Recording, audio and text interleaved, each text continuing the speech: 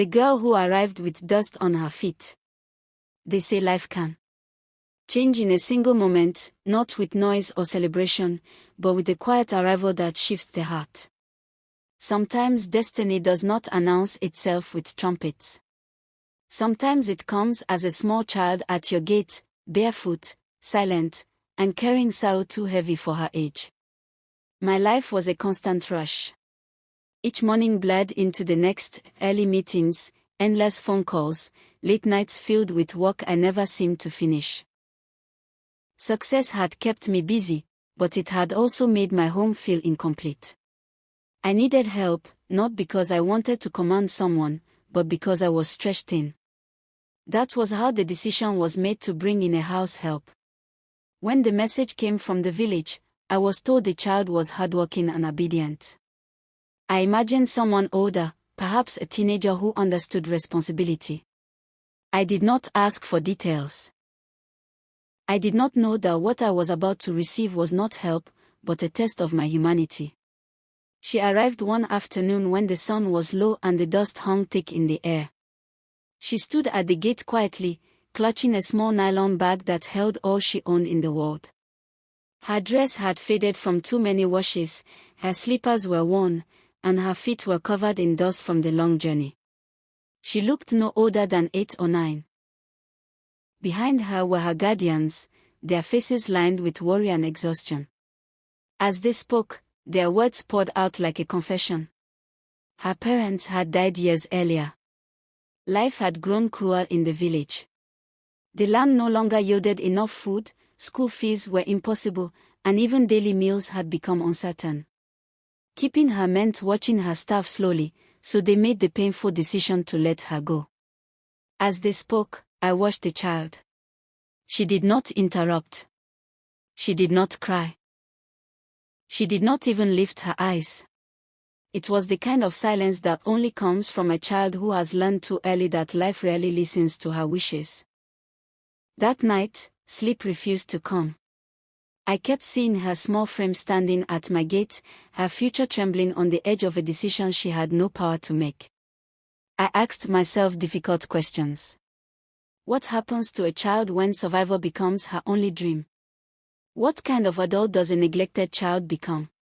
And what would it say about me if I turned my face away simply because I had asked for help, not responsibility? By morning, my heart had already chosen. I called her guardians and told them the truth. I could not make her a housemaid. She was too young, too fragile, too full of untapped potential. If they agreed, I would take her in as my daughter. I would send her to school, feed her, protect her, and raise her with the same love I gave my biological children. They stared at me as though I had spoken a miracle into the air.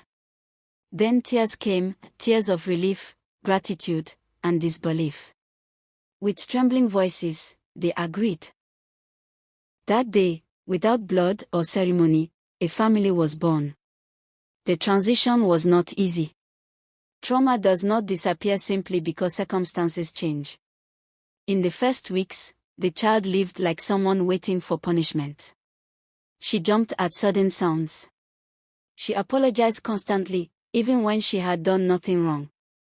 She ate quickly, hiding food sometimes, afraid that tomorrow it might not come. At night, I heard her cry softly into her pillow. Those were the moments that taught me an important lesson: rescuing a child is not enough, healing a child requires patience. Love must be shown consistently before it is believed. Little by little, trust began to grow.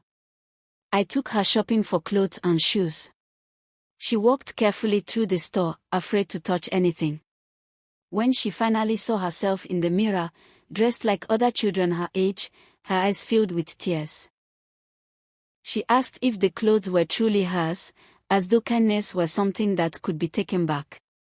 That moment reminded me that poverty does not only empty pockets. It wounds the mind. School was the next step. On her first day, she held my hand tightly and whispered that she was afraid she would fail. I told her something I hoped she would remember forever: where you start in life does not determine how far you can go. Opportunity, when met with effort, can change everything. She surprised us all. She learned quickly, asked questions fearlessly, and absorbed knowledge like dry soil absorbing rain. Her teachers called often. Not with complaints, but with praise. They spoke of her intelligence, her discipline, her hunger to learn. Each report card felt like a victory, not just for her, but for every child whose potential is buried under hardship. At home, there was no favoritism. The rules were the same. The meals were the same. The discipline and affection were the same. My biological children were taught an important lesson too. That family is not only defined by blood, but by love, respect, and shared responsibility. Slowly, the girl began to change. Her laughter returned. Her shoulders relaxed. She started to speak up, to express opinions, to dream aloud. Confidence replaced fear. Hope replaced survival. Years passed, and the frightened child who once stood silently at my gate became a bright, confident young girl. She spoke of the future with excitement. She dreamed of becoming someone who would help others, someone who would return kindness to the world that had once been so cruel to her. Looking at her now, I am reminded of a powerful truth: many children are not failures, they are simply waiting for a chance. This story carries many lessons. It teaches that kindness is never wasted. It teaches that choosing compassion can change generations. It teaches that children are not tools for labor, but seeds for the future. And most importantly, it teaches that no matter how dark the beginning, the ending can still be beautiful. Hope does not disappear. It hides. It waits.